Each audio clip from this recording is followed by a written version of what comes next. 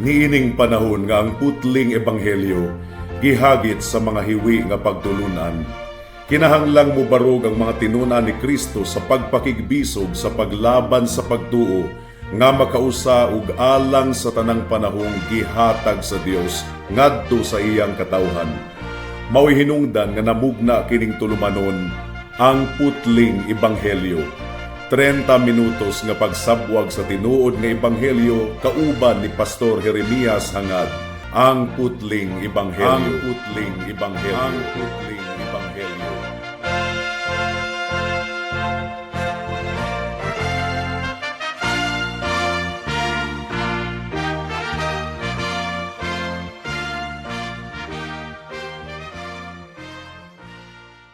Special greetings sa tanang mga regular nga tigpaminawan sa atong panagsibya dinhi sa kahanginan ug espesyal usab nga pagpanimbaya sa akong 97 years old nga lolo nga si Lolo Isabelo Laure Sr. ug sa akong 75 years old nga nanay nga si Nanay Kunsing nga naminaw karon.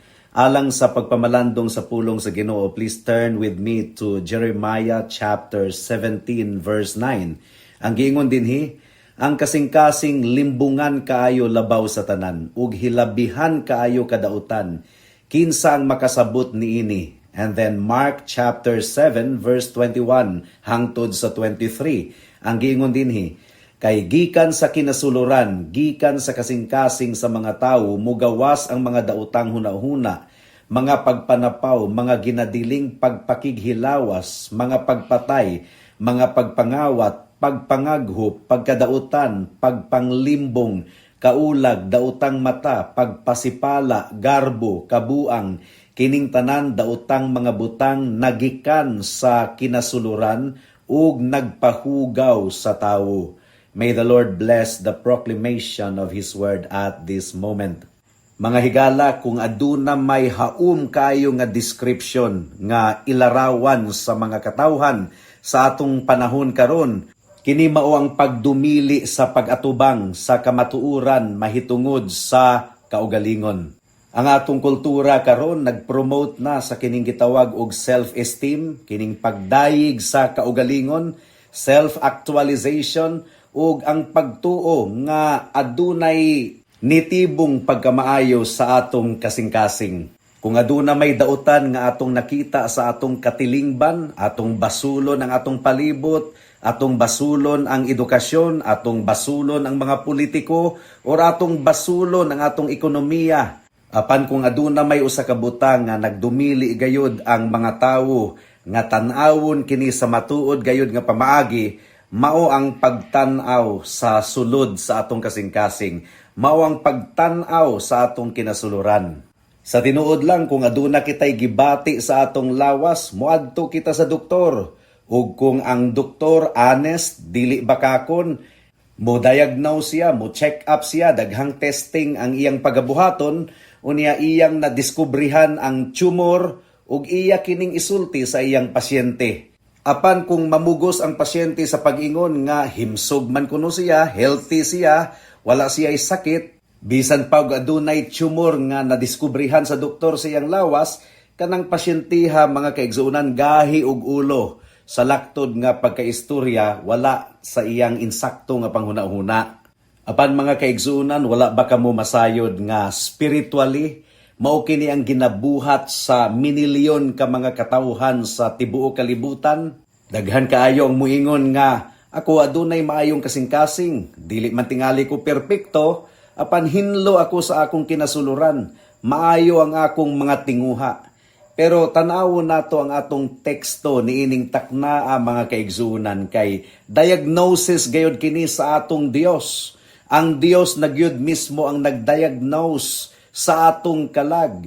Ang atong Dios dili gayud madala sa atong panggawas, bisan pa og respetado kaayo kita atubangan sa katilingban, bisan pa og graduhan kaayo ang usa ka tawo, dili kana maoy tan-awon sa Dios. Ang mga mata sa Dios musulod gayud sa kinasuluran sa atong kalag, ug nasayod ang Ginoo kung unsa ang iyang nakita sa kahimtang sa kalag sa tawo. Ang giingon sa atong teksto, nag-ingon ang Ginoo, ang kasing-kasing limbungan kaayo labaw sa tanan, ug hilabihan kaayo kadautan, kinsa ang makasabot niini. Ang Dios, mga kaigsunan, mao ang naglarawan sa imong kasing-kasing ug sa akong kasing-kasing pinaagi sa iyang pulong niining taknaa. Dili lang ang pinakakriminal sa atong katilingban ang gilarawan sa Ginoo, kundili ang kinaiyahan gayod sa tanang mga katawhan. Kasing-kasing nimo, kasing-kasing nako, kasing-kasing sa tawo nga dato, kasing-kasing sa pobre, kasing-kasing sa moralista, kasing-kasing sa pari, sa pastor, kasing-kasing natong tanan. Ang gidiagnose sa Ginoo, mao nga atubangon nato kini mga kahigalaan, mga kaigsuunan, dili nato limbungan ang atong kaugalingon. Adunay tulo ka bahin ang atong pagpamalandong niining taknaa. Hinaot nga tabangan kita sa atong Ginoo sa atong pagpadayon, sa atong pagtuon sa iyang pulong. Mudangat na kita sa unang punto. Ang lawom kaayo nga pagsusi sa Ginoo sa kasing-kasing sa matag usa. Mao kini ang pinakaunang butang nga kinahanglan natong masabtan, mga kaigsunan, nga ang Dios dili gayud mailad. Ang tao mailad man sa panggawas nga hitsura, mailad kita sa atong nakita base sa atong pananaw. Apan ang Dios nagsusi gayud sa atong kasing-kasing. Mao kini giingon sa Ginoo sa sumpay sa atong teksto. Ang giingon sa Ginoo, ako ang Dios ang nagasusi sa kasing-kasing, ug niining taknaa mga kahigalaan, ang balaan nga mga mata sa Ginoo nga mudulot gayod sa kinahiladman nga bahin sa atong pagkatao, mao ang nagsusi sa imong kasing-kasing ug sa akong kasing-kasing. So, mao kini ang pattern sa kining gitawag og divine diagnosis, balaan nga pagdiagnose sa Ginoo sa atong kalag. Ang Ginoo mao ang nagasusi sa atong sekreto nga mga motibo ug mga hunahuna, ug unsa man ang kondisyon nga nakaplagan sa Dios, nga ang tawo, ang kasing-kasing sa tawo, limbungan gayud kaayo sa nga tanan. Unya hilabihan kaayo kadautan.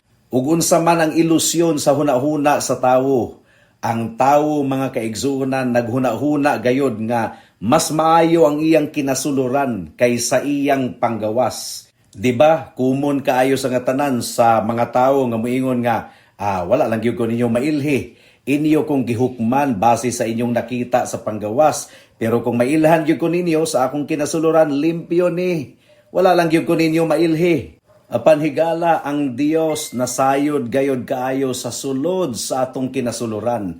Nasayran sa Ginoo ang prinsipyo nga nagadikta kanimo sa pagbuhat sa imong mga buot nga buhaton, ug nakahibalo gayod ang Ginoo sa sekreto nga motibo sa imong kasing-kasing ug hunahuna, ug nasayod ang Ginoo sa tanan natong gipangbuhat bisan pa sa tinago nga dapit. Pwede nga magsuot ka og maskara sa pagkabuutan, atubangan sa imong pamilya, atubangan sa imong mga silingan, atubangan sa imong simbahan, pero atubangan sa Ginoo, mga kaigsuunan, ang atong kalag, hubo gayod kayo, dayag kayo, wala gayoy matago. Matud pa ni John Owen, usa ka magwawali, ang iyang giingon, ang sala nagpanglihok sa atong hunahuna, sa atong kagustuhan ug sa atong mga pagbati. Usa kini kabalaod sa atong mga lawas, usa ka gamhanan ug lawom kaayo nga nakagamot nga prinsipyo nga padayon nga nagpanglihok bisan pa niadtong wala nato kini mamatikdi. Dili gayud kita makatago bisag unsa atubangan sa atong Ginoo. Sa pagsusi sa Ginoo sa atong kasing-kasing hunahuna, nasayod ang Ginoo kung unsa ang sulod niini. Ug ang diagnosis sa Ginoo, mga kaigsuunan, dili gayod masipyat. Mudangat na kita sa ikaduhang punto, the universal total depravity of man.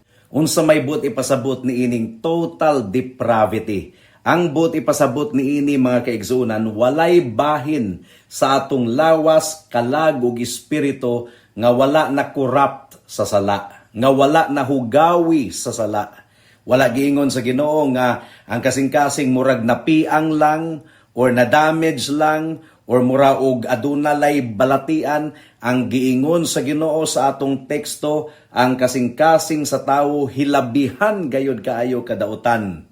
Ug kung atong tun-an ang Hebrew language, ang language sa Old Testament mga kaigsunan, ang buot ipasabot niini, grabe kaayo nga balatian. Himalatyo na kaayo sa nga tanan, corrupt na kaayo nga kahimtang sa kasing-kasing sa tawo. Again, this is the doctrine of total depravity. Wala kini nagpasabot nga ang tanang mga tawo grabe kaayo kadautan sa panggawas, sama kang Hitler o sa katong mga tawo nga mumasakir og minilyon ka mga tawo. That's not what total depravity means. Ang buot ipasabot niini mga kaigsuunan nga ang tanang bahin sa kinaiyahan sa tawo, iyang hunahuna, iyang kagustuhan, iyang desisyon, iyang pagbati, ang iyang mga tinguha, kining tanan nga bahin sa pagkatawo sa usa ka tawo na mantsahan, nahugawan sa sala. Walay parte sa usa ka tawo nga neutral,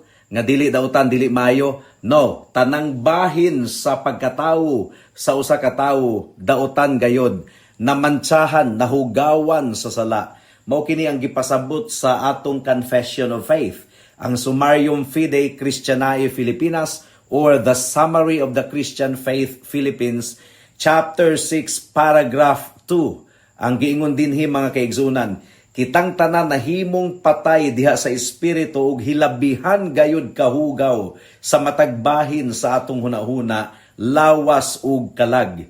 Ug mao usab kini ang gisinggit ni David, usa ka salmista, ang iyang giingon, tanawa, gihulma ako diha sa kalapasan ug diha sa kasalanan gipanamkon ako sa akong inahan.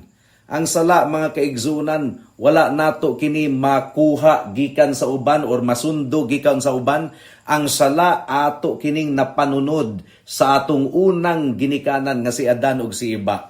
Ato kining napanunod mga kaigsunan, gumikan kay nahulog ang atong unang mga ginikanan sa sala, nahimo silang makasasala. Ang guilt ni Adan ug ni Eva, ug partikularmente ang kasalanan ni Adan, napasa ngari kanato gumikan kay siya man ang representante sa tanang mga katawhan.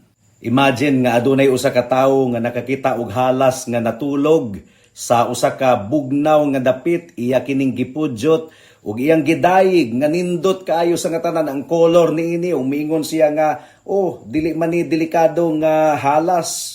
Murag buutan raman pud tanawon, murag dili kahibalo manukob.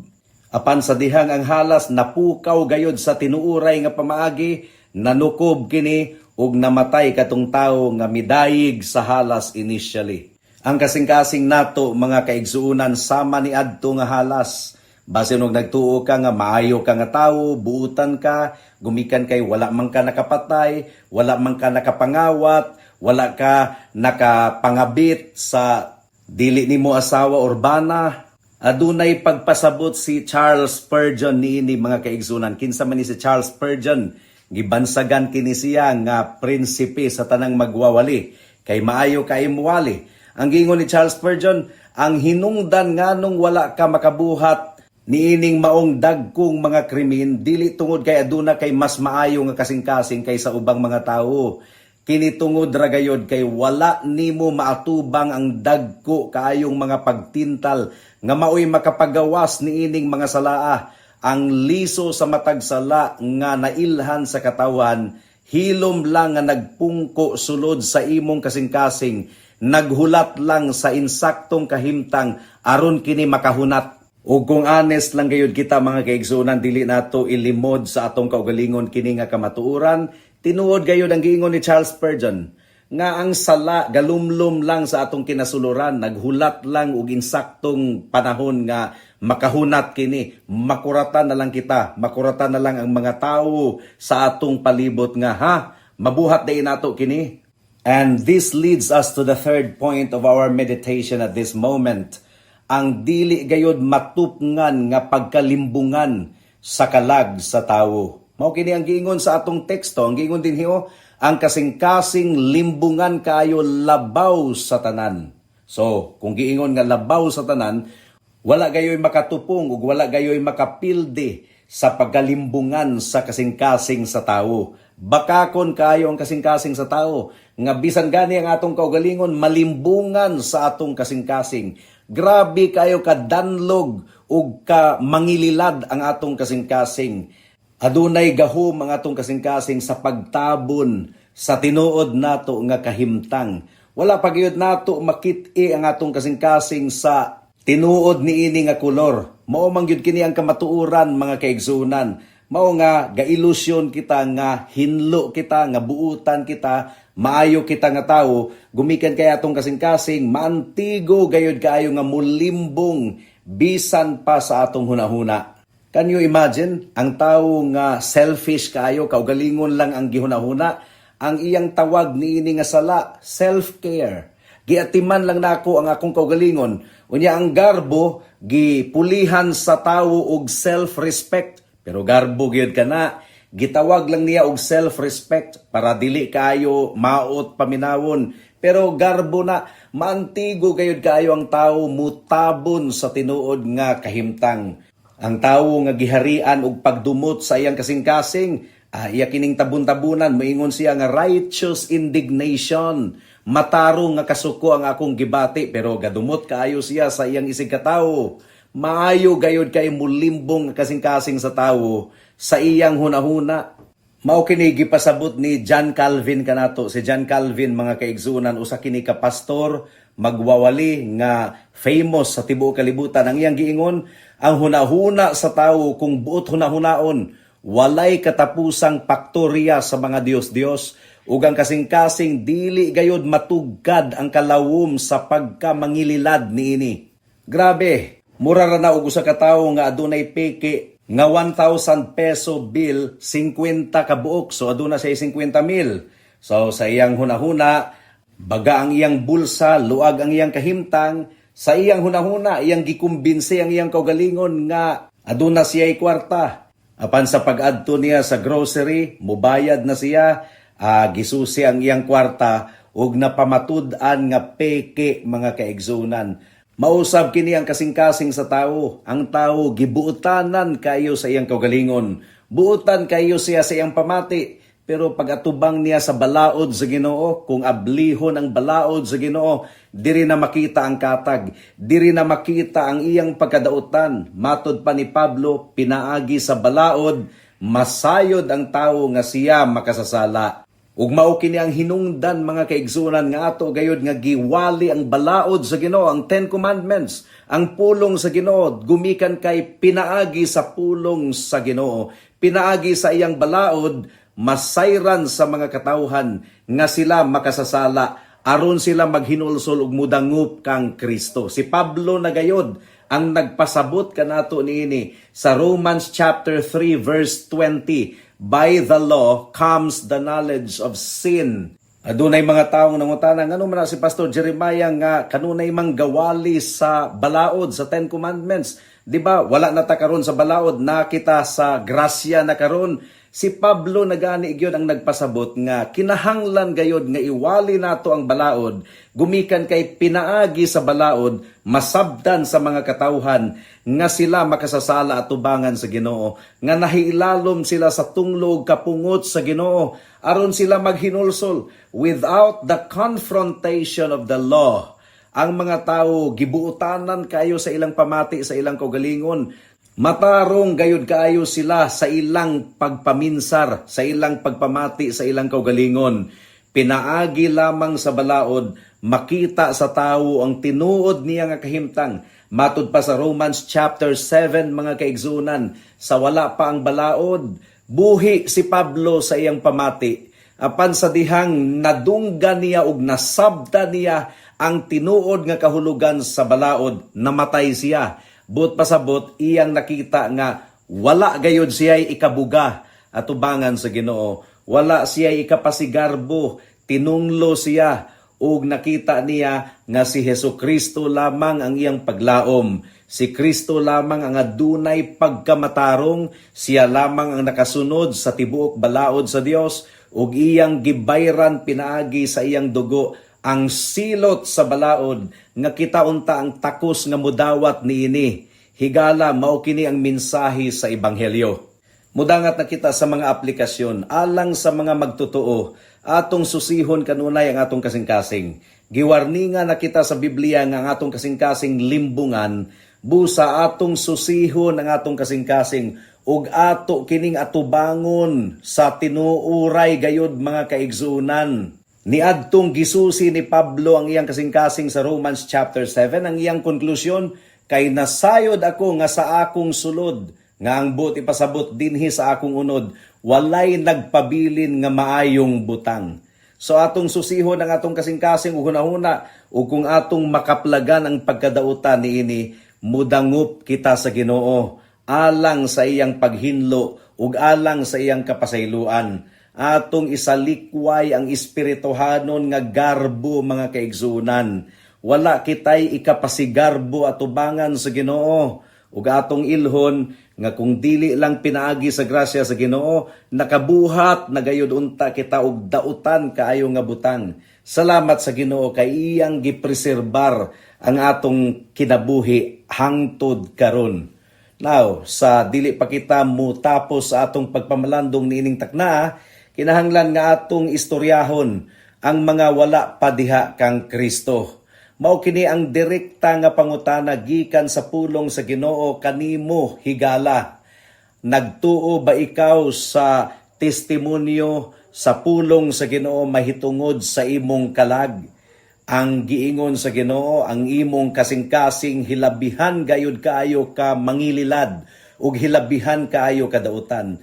Kung imo kining ilimod higala, kung dili nimo kini angkunon, o kung mamugos gayod ikaw sa pag-ingon nga maayo ang imong kasing-kasing limpyo, hadlok gayod kaayo kini kay mugawas nga imong gipakabakakon ang Ginoo. Ang Ginoo nagani ang giingon nga ang imong kasing-kasing mangililad kaayo sa nga tanan, and here you are mamugos sa pag-ingon nga ikaw buutan, nga ikaw matarong. Bisan ug ang pulong sa Ginoo nagaingon nga aduna kay dautan nga kasing-kasing ug dautan nga hunahuna. Well, mao kini ang buot ni Satanas nga imong tuuhan.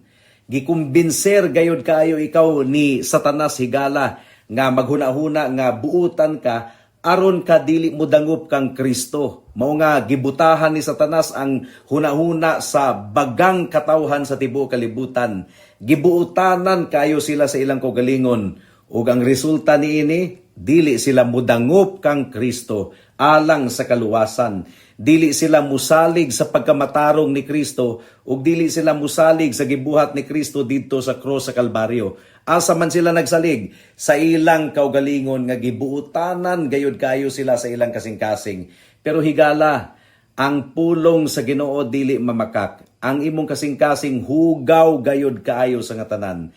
Dili ikaw makahinlo niini. Kinsa man ang makahinlo niini, ang Dios. Ang Dios lamang. Unsaon sa paghinlo sa Ginoo sa imong kasing-kasing, simple lang. Iyang tangtangon ang imong kasing-kasing nga bato ug iya kining pulihan ug unod nga kasing-kasing. Kasing-kasing nga bag-o, mao kini ang solusyon. Balaan nga surgical operation. Ug kung ikaw higala maghinulsol sa imong sala, imong angkunon nga ikaw makasasala ug dili gayud ikaw makaluwas sa imong kaugalingon, ug imong angkunon nga bisan pag gibuutanan kayo ikaw sa imong pamati, ang imong pagkabuutan hugaw nga trapo lamang atubangan sa Ginoo. Ang imong pagkamatarong bagsak ka na atubangan sa Ginoo. Ug kung imong gituuhan ug gikuptan sa imong kasing-kasing nga ang pagkamatarong ni Kristo igo na, ug ang iyang dugo nga giula didto sa krus sa Kalbaryo igo na sa pagbayad sa tanan nimong sala, sa paghinlo sa tanan nimong sala. Kung ikaw nagtuo ug nagsalig lamang kang Kristo, ingon nga imong bugtong Dios ug hunahuna, ikaw gayud maluwas. Mao kini ang saad sa Ginoo higala. Busa ayaw na paglangan-langan pa.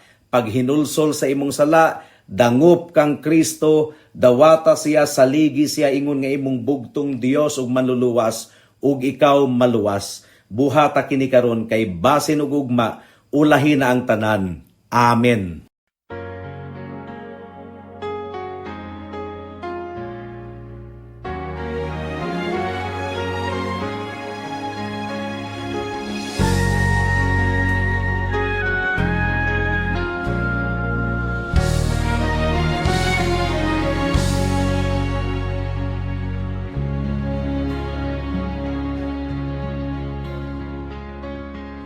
Savior reigns upon his throne. Right now his kingdom is at hand. While wheat and tares together grow, his gospel spreads to every land. Though trials press and sorrows come, our sovereign Lord maintains our peace until he comes to judge the world. His church's march will never cease. Oh, look to Christ above, who rules the nations by his word. Oh, walk in faith and love, and we'll be ready for it, the final day of Christ our Lord. Through history the conflict rages, the dragon fights the church in vain. For Christ has bound the foe of old, and by his grace the saints still reign. How bright the hope of that last hour, when trumpets sound and skies give way. The dead will rise, the cosmos change, to usher in eternal day. Oh, look to Christ above, who rules the nations by his word. Oh, walk in faith and love, and we'll be ready for it, the final day of Christ our Lord. By sovereign grace we are baptized, buried with Christ and raised anew. We break the bread and drink the cup, proclaiming that his word is true. We gather as his chosen flock, secure within the Father's hand. We preach the cross to dying men, and boldly for the truth we stand. Oh, to Christ above, who rules the nations by his word. Oh, walk in faith and love, and we'll be ready for it, the final day of Christ our Lord. The elements will melt with heat, the old creation pass away. The books are open, judgments passed, on that tremendous final day. No temple there will e'er be built, for Christ himself will be the light. The bride at last is glorified, where faith is swallowed up in sight. Oh, look to Christ above, who rules the nations by his word. Oh, walk in faith and love, and we'll be ready for it, the final day of Christ our Lord.